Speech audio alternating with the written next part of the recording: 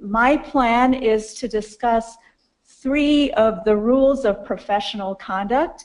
The first one is Rule 32.3.1, Meritorious Claims and Contentions.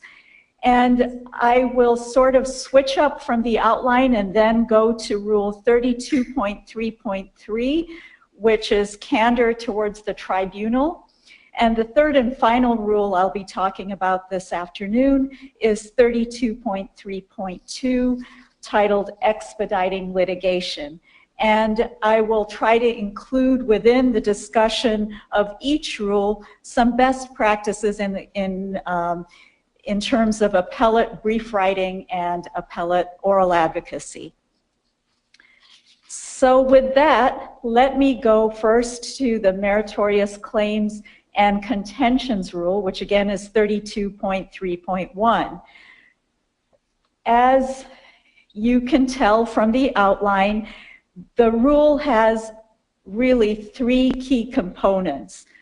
First of all, a claim or issue or contention that is being raised before a tribunal cannot be frivolous. And second, there should be a basis in law and fact. And finally, that basis in law and fact can include an argument for extension, modification, or reversal of existing law. So what I'd like to do is break down those components and talk about each one a little bit more. The first component, as I mentioned, is frivolousness. A claim or contention cannot be frivolous. And that term has actually been defined in the comments to the rule, so we can get some guidance there. The drafters of the rule told us in comment 2 that the action is frivolous if the lawyer is unable either to make a good faith argument on the merits of the action taken or to support the action taken by a good faith argument for an extension, modification, or reversal of existing law. Chief Justice Cady, who of the Iowa Supreme Court, has written on this topic and this rule. And in a treatise that he wrote with Professor Sisk, formerly of Drake Law School, he said this is an objective test, not a subjective test. And the question that we have to ask ourselves is, what does a reasonable person believe is frivolous? This is sort of an evolution from the old disciplinary rules that we had a few years ago, which really focused on a more subjective test. So here we are focusing on what a reasonable person would believe. This relatively new rule mirrors our rule on pleadings. As all of you know, Rule 1.413 requires attorneys who are filing pleadings to sign their pleadings, and that signature represents that they have a good faith basis for filing that pleading. So if you are looking to determine what is frivolous, what is not frivolous, a good body of law is the law that has come about in this realm of Rule 1.413. Now, there is a subjective component to Rule 1.413, and bear that in mind as you review the body of law under that section, because as I've mentioned, our Meritorious rule focuses on an objective standard. The other area that you can examine if you are trying to determine if a claim is frivolous is Iowa Code Section 619.19. And that again sort of mirrors the language of Rule 1.413 as well as our current rule.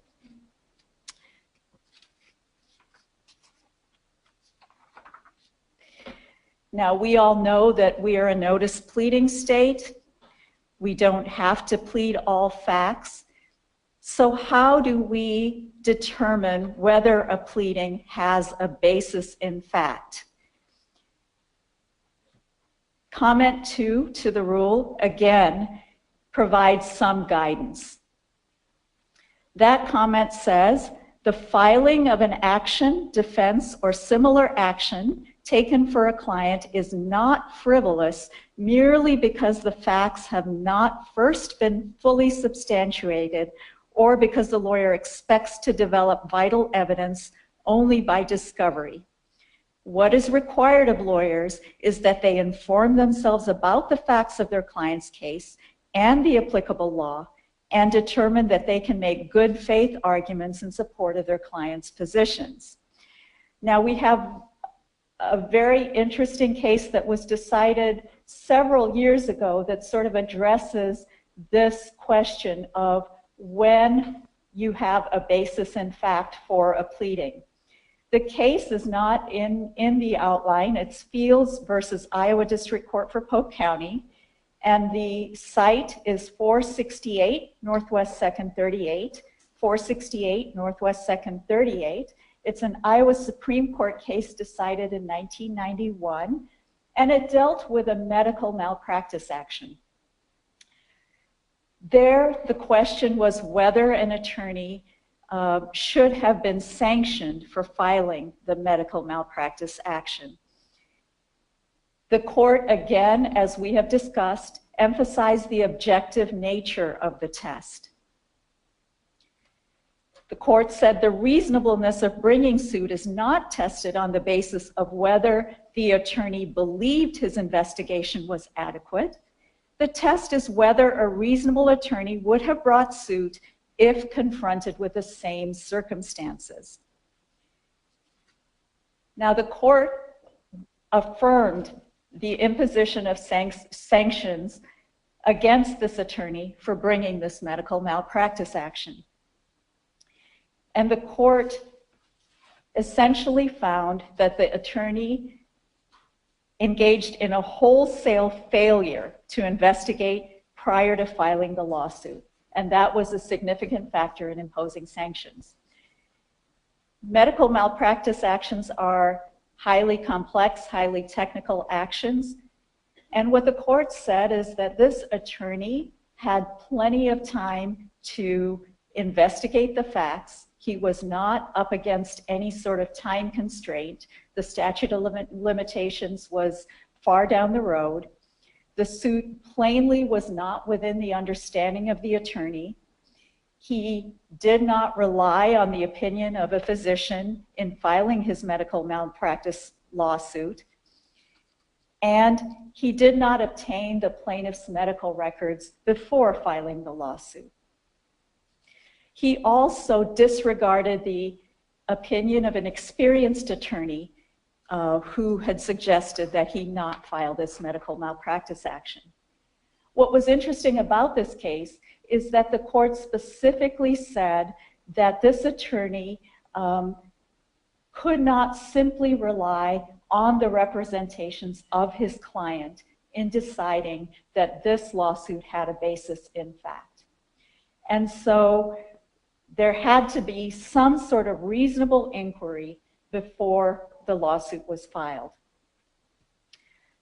The moral of this case and others is that in determining whether there's a basis in fact, one needs to do some preliminary investigation, and especially in specialized areas of the law, it is worth consulting someone who is familiar with that area of the law before proceeding ahead. Another case that sort of explicates the factors that I have talked about is Widel V Weigel. That's 467 Northwest 2nd 277 280. That's an Iowa 1991 case. And again, it sort of goes through the same sorts of factors one should consider in determining whether there's a basis in fact for filing a lawsuit. Now, what if an attorney does a preliminary investigation, thinks that there's enough support for filing an action, but down the road after discovery determines that there isn't enough to support the action? Then the case law says the attorney does have an obligation to dismiss that lawsuit. And a case in point that is in your materials is the Wanek case, cited in the first part of the outline. There, the court stated, dogged pursuit of substantiated judgments in the face of compelling legal and factual evidence dictating a contrary course violates the spirit of the rule.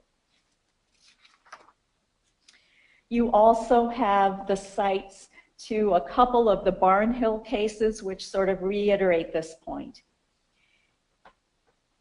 The court specifically said that the attorney's action in naming a corporate officer as a defendant in the case was never justified and was legally and factually unreasonable. The court said they agreed that her continued pursuit of the lawsuit against the corporate officer as a defendant showed that the attorney knew or it should have been obvious to her that her actions were merely harassing the corporate officer. So again, the court found that there was a violation of this meritorious claims and contentions rule. So to reiterate, if you discover a case or a claim or defense is untenable, there's an ethical obligation under this rule to abandon that claim, contention, or defense. Let me turn to the basis and law component of the rule. We've talked about frivolousness in general and the basis in fact component. Clearly, anything that is alleged or filed needs to have a basis in law. That seems like a pretty rudimentary concept, but sometimes it's easier said than done. One of the cases that's cited in your materials is the Daniels case. There, a lawyer filed a lawsuit against opposing counsel's lawyer and law firm. And he alleged that the lawyer and law firm had violated the rules of professional conduct, the rules that we're talking about today. The court said there's no civil liability under these rules of professional conduct, and therefore there was no basis in law for this lawsuit that the attorney filed. Clearly, that was a violation of this meritorious claims rule, and the court found as much. And again, in the Barnhill case that we've already talked about, the court essentially reached the same conclusion. There were several contract claims raised against this corporate officer in his personal capacity, and the court found there was no basis in law for those claims against the corporate officer.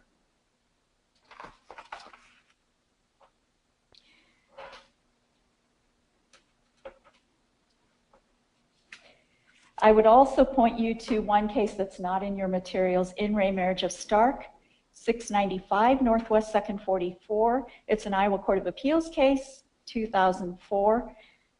And essentially, sanctions were affirmed in that case. The court essentially found that the attorney continued to raise new grounds, such as lack of certification, in hopes that something would stick. Again, a problem. So let's turn to the final component of this rule, and that's the request for a good faith extension of the law. If you read the rule carefully, good faith is only mentioned one time, and it's mentioned in the context of this good faith extension of the law. But as I mentioned earlier, the whole rule is governed by good faith. So what is good faith? The KC case that's cited in your materials addresses this question and says that if an attorney personally disagrees with an action, that does not meet the good faith standard, because the test of good faith is not whether one personally disagrees with an action, because lawyers are often put in a position where their personal views clash with what they're required to do. The court said that if a district court orders an attorney to do something, in this case, file a termination of parental rights action, and the court's order is reasonable, then the attorney has an obligation to follow that order. And the court emphasized that in this case, the county attorney had an obligation to file a petition for termination of the parent's parental rights, even though she personally disagreed with that course of action. Now, when is it good faith to characterize your efforts as an attempt to extend the law?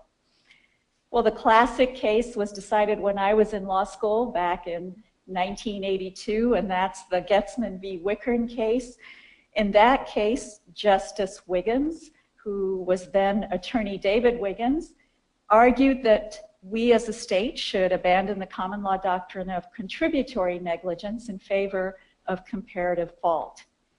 Clearly, that was a good faith request to extend or change the common law doctrine. Why was it not considered frivolous? Well, as the court mentioned, the issue had been raised before in 2 prior cases, but the Supreme Court had not addressed it in those cases, so there was some basis for raising it again. And in addition, the court spent a great deal of time surveying what other jurisdictions had done with respect to comparative fault and determined that there was a trend towards adopting the comparative fault doctrine. The court said it needed to be responsive to its duty to develop and declare the common law, even when it meant changing long-established doctrines. And the court said the principle of stare decisis does not require blind imitation of the past or adherence to a rule merely because it was laid down in the time of Henry IV. So essentially, if there is some case law that might point you in the direction of a request for a change in the law, be it in a dissent or special concurrence, or be it from other jurisdictions, then you're likely going to have a good faith basis for requiring or asking for an extension of the law. Now, certainly, if the case law has no support for your position, as was the case in the Barnhills situation, then her argument that she was suing a corporate officer because she was trying to extend the law really fell on deaf ears. So one has to sort of weigh what the current case law says about the issue and whether there's a reasonable basis for asking for an extension. How and where do we draw the line? Well, again, we have some guidance from Justice Cady, who wrote an article many years ago in 1986 in 36 Drake Law Review, and he said it is a very fine line, and you're just going to have to look at the basis in the law to determine it. Now, some cases are clear. In the Spora case that's cited in your materials, the court said the lawyer's assertion in the district court was objectively absurd. So no good faith basis in that situation. But most cases, as I said, are much less clear. Now, how does this rule apply in appellate practice? In civil cases, what I would say is if you have a strong fact issue with lots of evidentiary support, as well as support in the law, don't dilute it by briefing lots of secondary issues, unless you believe those secondary issues may be something the court is interested in, either as an extension of existing law or as a statement that was made in prior case law.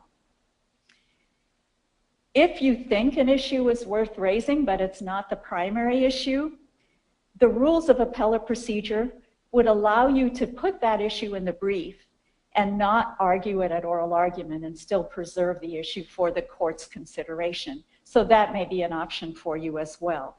As long as you put it in the brief, you've preserved it for consideration by the court.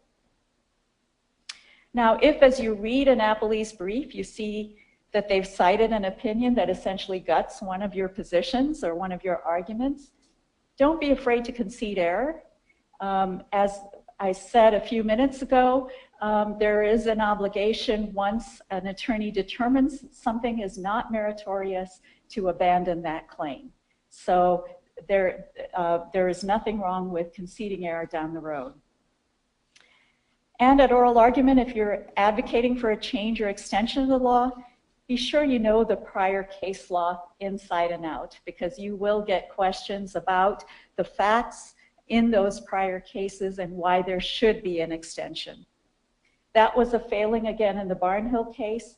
The attorney could not explain why the holdings in certain prior opinions would warrant a change in the law in her situation. Now, I said that was in civil cases. What about criminal cases? I would say that an attorney is rarely going to run afoul of the meritorious claim rule in criminal cases.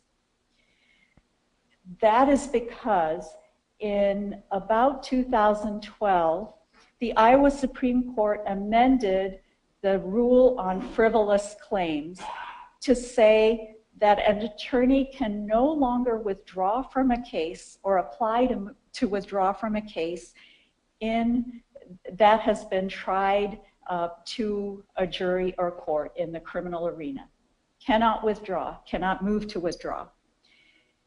And the rationale is that the state needs to be put to its proof in a criminal case, and it is inconsistent to ask an attorney to say that his or her client's position is untenable. So in criminal cases now, attorneys may move to withdraw in plea and sentencing cases on the ground that the arguments their client wants to raise are frivolous, but they may not do so in criminal cases that have gone to trial and judgment. So bear that in mind if you're a criminal attorney. An attorney also cannot move to withdraw on grounds that the arguments are frivolous in termination of parental rights cases and China cases, and that was in the rule for several years before 2012.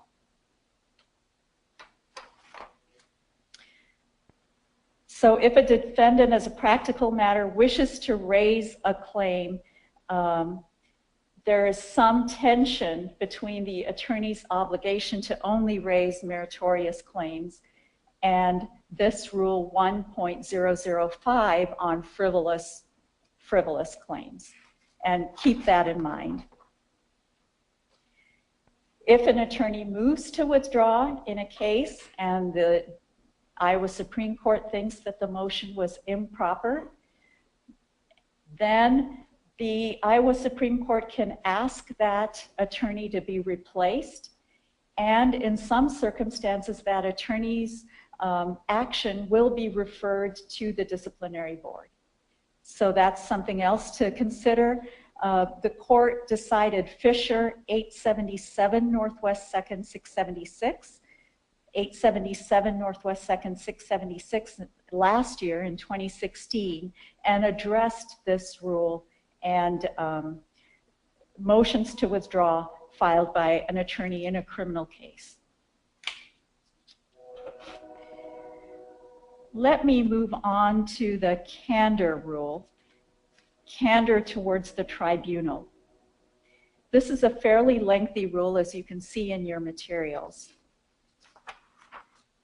But boiled down to its essentials, it basically says you should not lie to the court, you should not offer evidence you know to be false, and you should disclose controlling legal authority.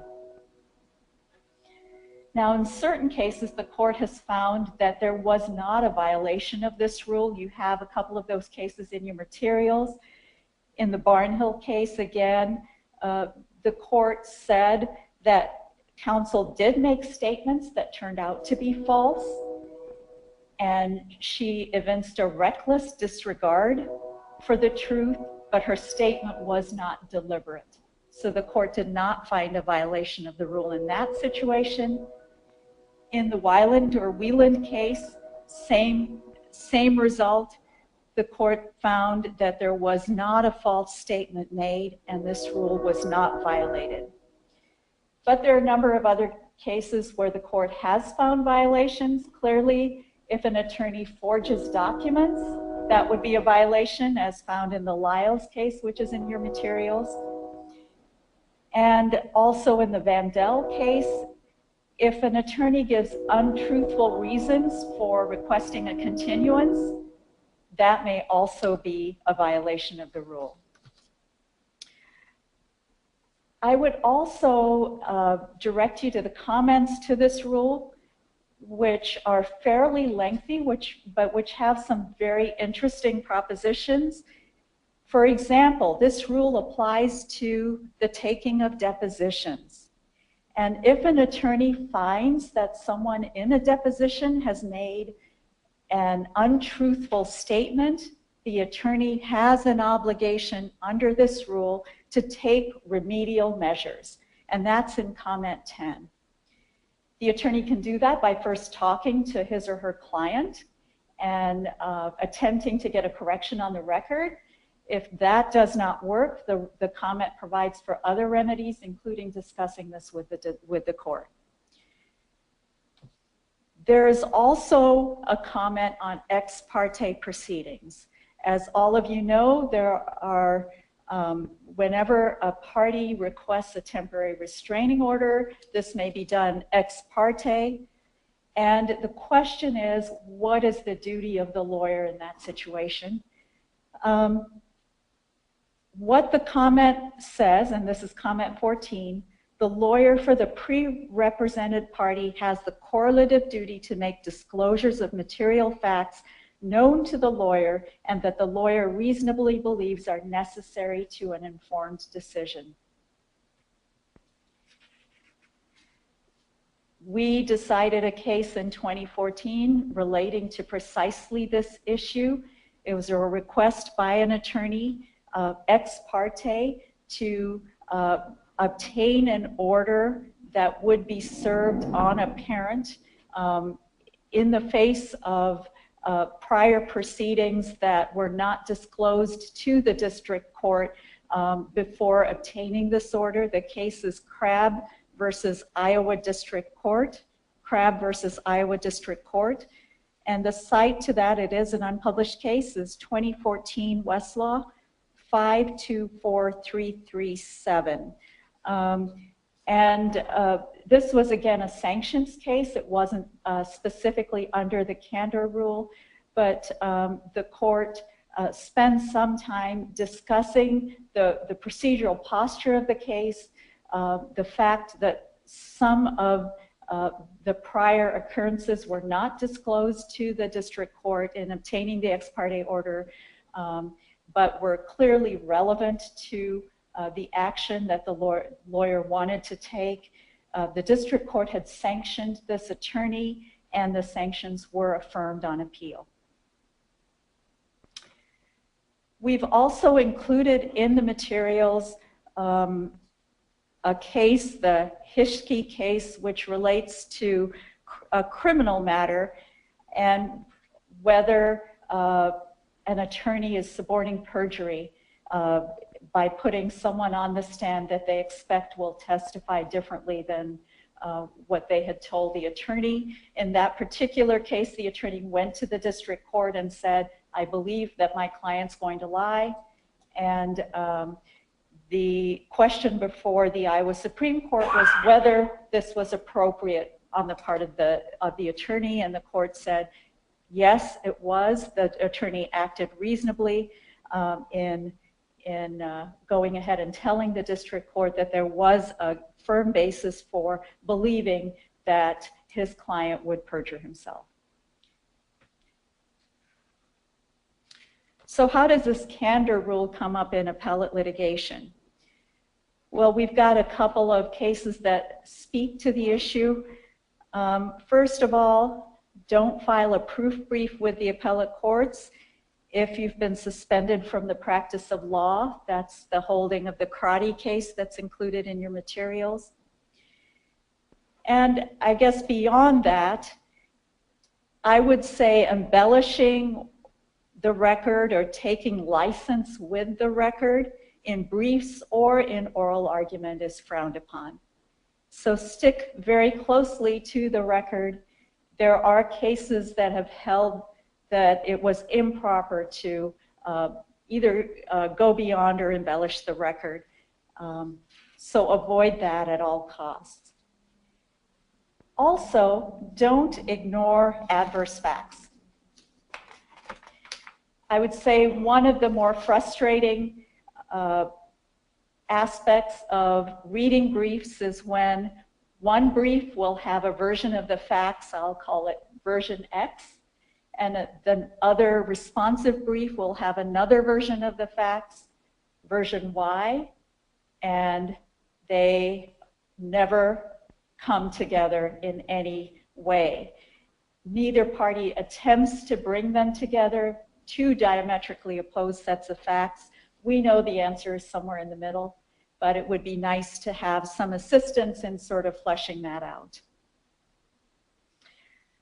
Also, as part of the candor requirement at the appellate level, I would say don't go outside the record unless authority clearly permits you to do that. We are obligated to stay within the four corners of the record made at the district court in virtually every circumstance. And it may be tempting on the part of litigants to tell us something that has happened after those trial court proceedings ended, but we are not allowed to consider those additional non-evidentiary facts. And so we strongly urge litigants not to raise those non-evidentiary facts either in their briefs or in oral argument. Related to this, if you are not the trial attorney and you're arguing a case on appeal, either in the briefs or at oral argument, know the record inside and out. It is not an excuse that you weren't the trial attorney. We have to read that record, and we appreciate any help that we can get from the attorney who is arguing the case or writing the brief. And finally, as I said, the rule requires citation to controlling authority. The footnote 2 in the rural wastewater system case has a great explication of this professional duty. That was a federal case decided by Judge Bennett, but he discusses the importance of talking about cases that may be on point. In that instance, it was not controlling authority, it was persuasive authority. But the court said, even in that situation, if you only have one case from another jurisdiction and you know it's directly on point because you were a participant in that case, then it behooves you to inform the court of that case. So courts take this, this obligation fairly seriously, especially at the appellate level. Comment 4 of the rule specifically says, an advocate has a duty to disclose directly adverse authority in the controlling jurisdiction that has not been disclosed by the opposing party. So just because the other side doesn't find the case, that does not absolve you of the obligation to disclose that case to the panel that's hearing your appeal. So that, in a nutshell, is sort of my take on the candor rule. Let me move to the expediting litigation rule. This is a fairly short rule. It says a lawyer shall make reasonable efforts to expedite litigation consistent with the interests of the client. And there are some comments to this rule which are fairly enlightening. First, one of the statements in the comment is, it is not proper for a lawyer to routinely fail to expedite litigation solely for the convenience of the advocates. So with the press of business, it's very easy to ask for continuances. But this comment specifically says one needs to consider the interests of the clients, not just the interests of the advocates in delaying proceedings at the trial court or at the appellate court. Also, it's not appropriate to delay proceedings to frustrate the opposing party's attempt to gain relief. That should be fairly self-evident, but the comment spells it out. The test, the comment says, is whether the lawyer acting in good faith would regard the course of action as having some substantial purpose other than delay. So bear that in mind as one is seeking to postpone a proceeding or seeking a continuance for any reason. We've cited several opinions in the materials that bear on this issue of delay. The Knopf case is one of those cases.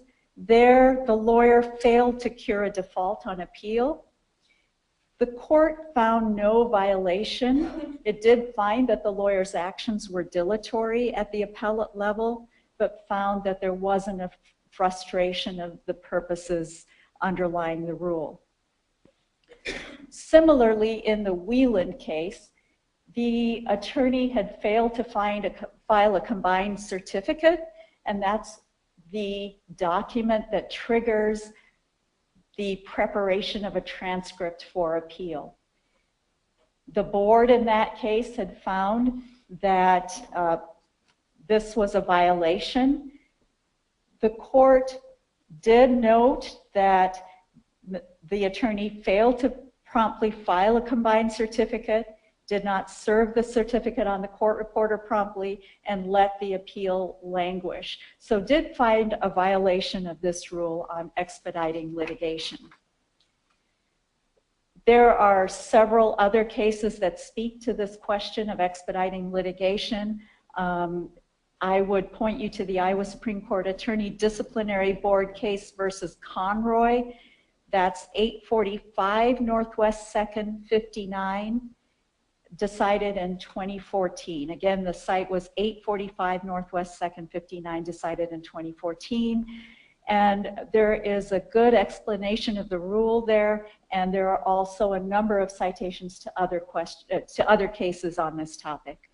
So that is a good reference. I'd also point you to Iowa Supreme Court Attorney Disciplinary Board versus Dolezal, 796 Northwest 2nd 910.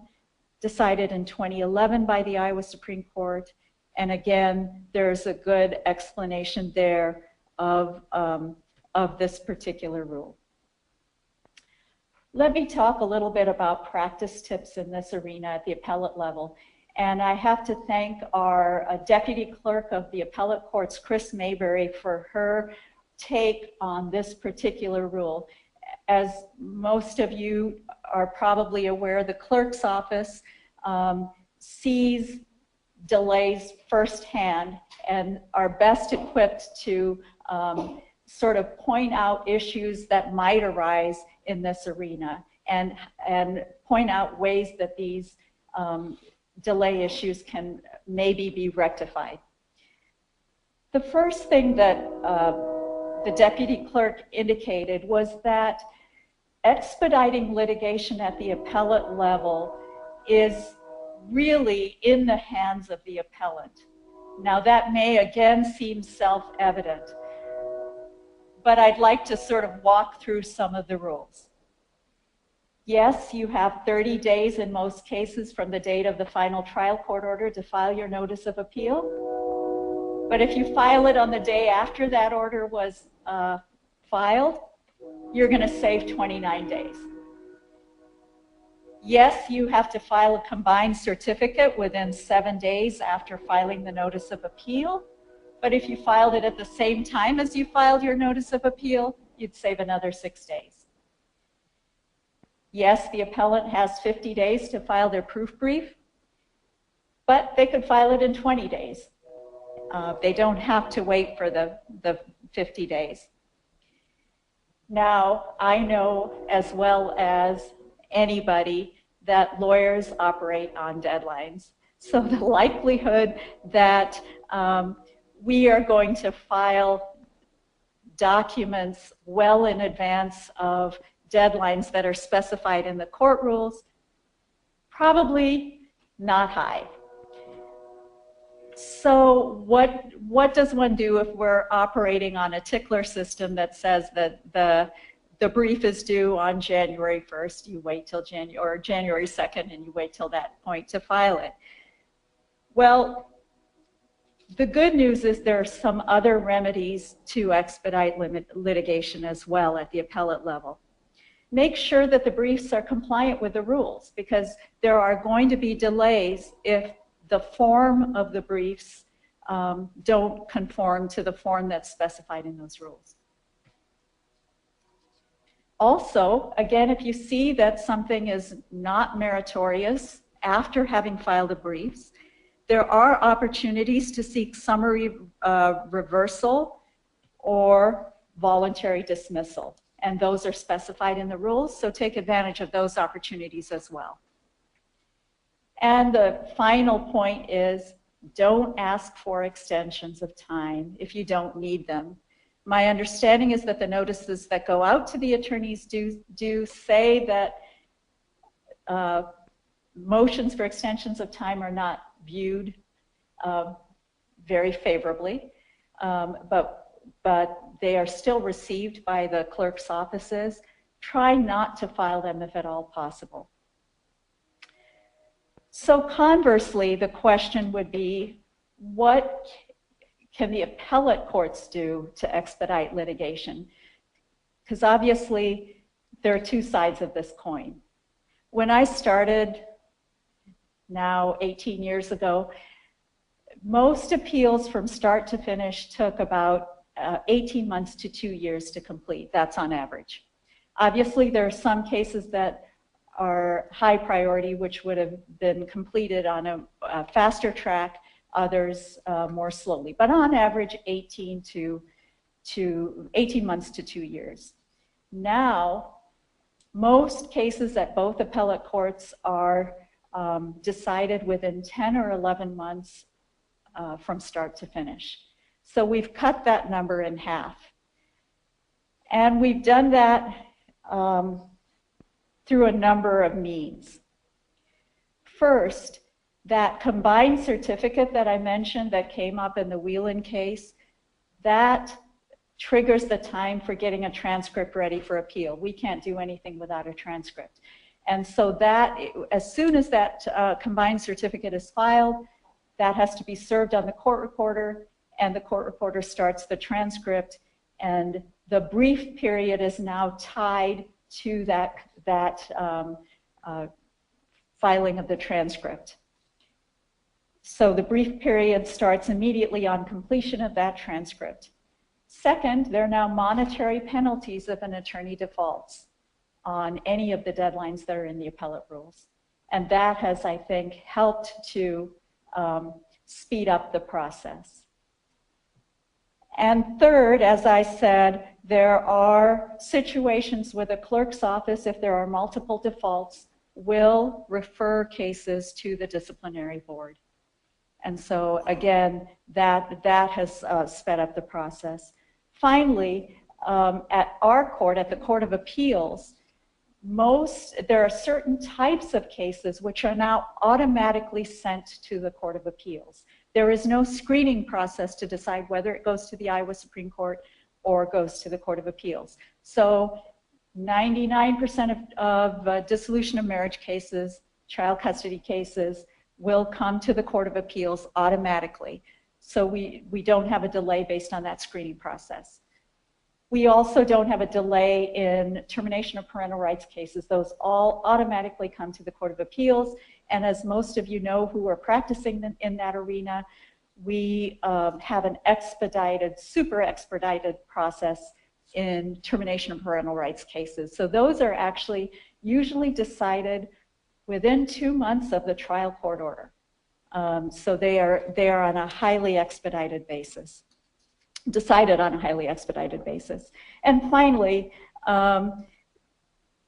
there is, as I said, a limitation on the number of continuances that are being granted, so that helps expedite matters. At the Supreme Court level, they are now on an administrative term basis, so all cases within a term are decided within that term, and so that also has expedited matters. And finally, I would be remiss in not mentioning electronic filing. that has also sped up the process of deciding appeals, and we've been on an electronic filing protocol for at least 2 to 3 years now at the appellate level. So that's another reason why things have sped up. Now, there are other ways that we can still continue to work on speeding things up, but I think we've made good headway in the past few years. So with that, I understand that there are about 10 minutes for questions. If there are any questions, either on appellate advocacy or the specific rules that I've talked about today, I'm happy to answer that. Those questions.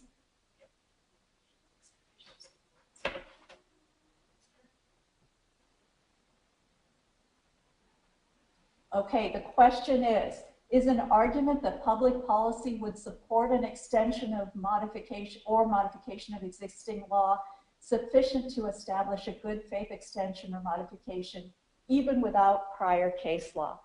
And I would say it depends, but there have certainly been cases where an argument based on public policy has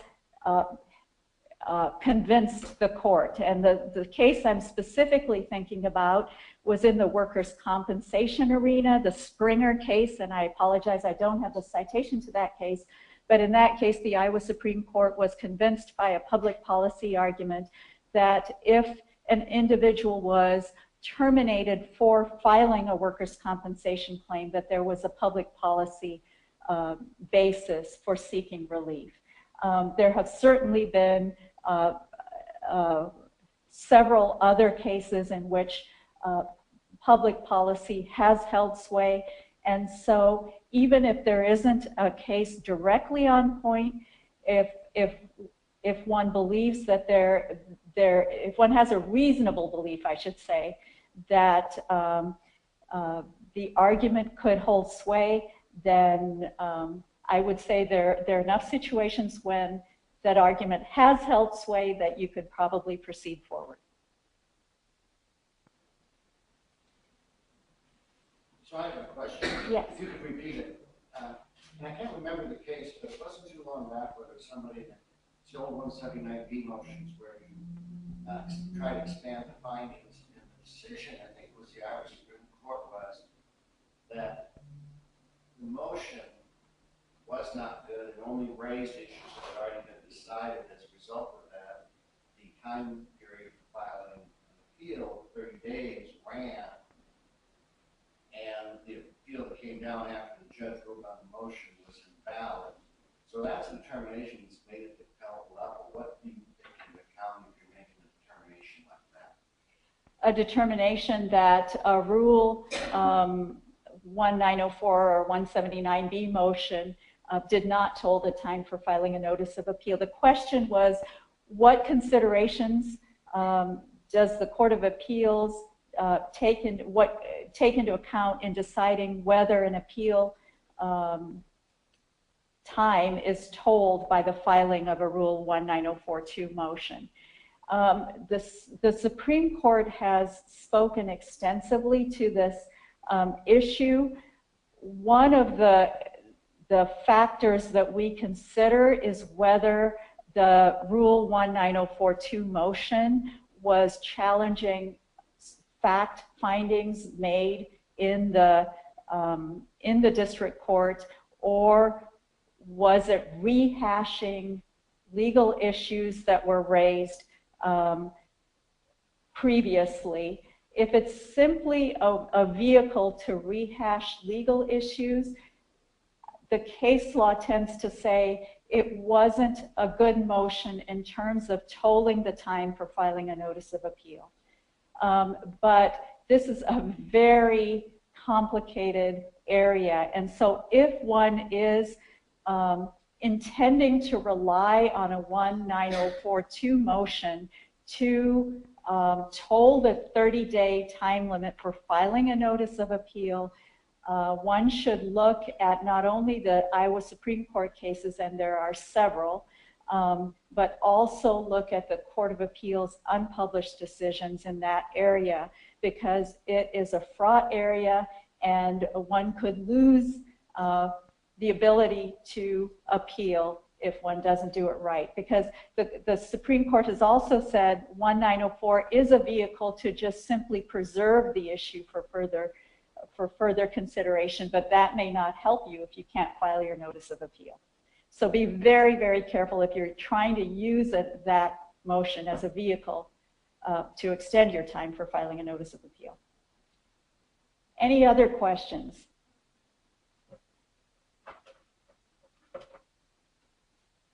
Judge, you mentioned that criminal lawyers, in terms of the Rule 33.3.1 frivolous claims issue, that they probably are not going to run afoul of that rule very frequently, at least.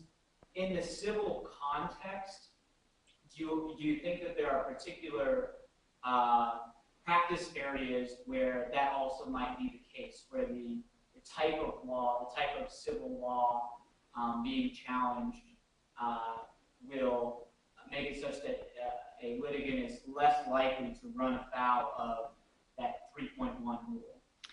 So I'll repeat the question. The question was, as I mentioned earlier in regard to this Rule 6.1005 and motions to withdraw filed by attorneys on the ground that the appeal is frivolous, I said that attorneys are rarely going to run afoul of that rule in the criminal arena.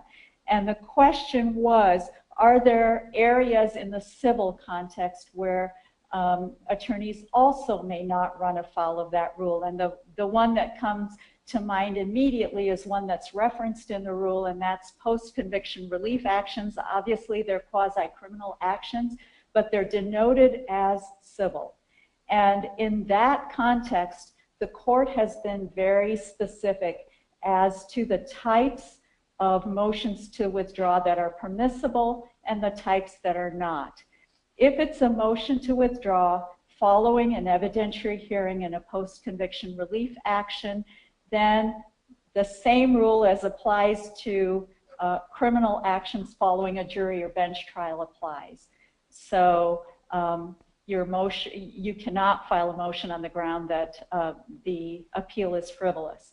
If, however, after the evidentiary hearing, the district court decides, I am dismissing this post-conviction relief action because it's time barred or for some other procedural reason rather than on the merits, then the attorney may file a motion to withdraw from the appeal on the ground that the appeal is frivolous. So if you're dealing with post-conviction relief actions, I would look at that rule very closely if you're appointed counsel. Obviously, this rule speaks in detail to that question. Any other questions?